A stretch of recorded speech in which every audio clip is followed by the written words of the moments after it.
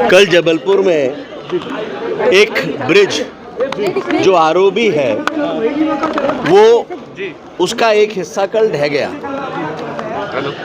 MPRDC के द्वारा उसको बनाया गया था और उसमें जो निर्माण एजेंसी थी वो उस पर अभी सुधार की कार्रवाई उसके एक हिस्से पर कर रही थी, लेकिन दुर्भाग्यपूर्ण है कि उसका दूसरा हिस्सा कल ढह गया।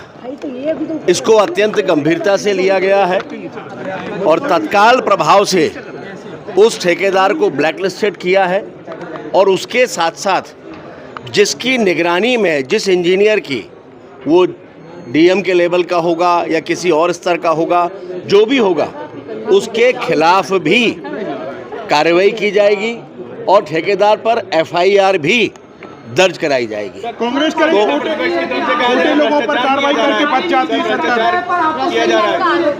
ये 3 साल पहले इसका निर्माण लगभग, और कुछ समय पहले, मुझे एकदम सही समय तो नहीं पता, इसका निर्माण हुआ था और जैसा कि मैंने कहा है ये नहीं होना चाहिए, लेकिन अगर इस तरह की स्थितियां बनेंगी तो कड़े कदम, ठोस कदम, ऐसे कदम उठाए जाएंगे कि भविष्य में इनकी पुनरावृत्ति ना हो और इसीलिए संबंधित कॉन्ट्रैक्टर पर एफआईआर भी कराई जा रही है। अधिकारियों पर भी कार्रवाई होगी। अधिकारी पर मैंने अभी कहा है कि उनके खिलाफ भी कठोर कार्रवाई होगी। जो भी संबंधित अधिकारी था जिसके सुपरविजन में वो बना है उसके खिलाफ भी कठोर कार्रवाई।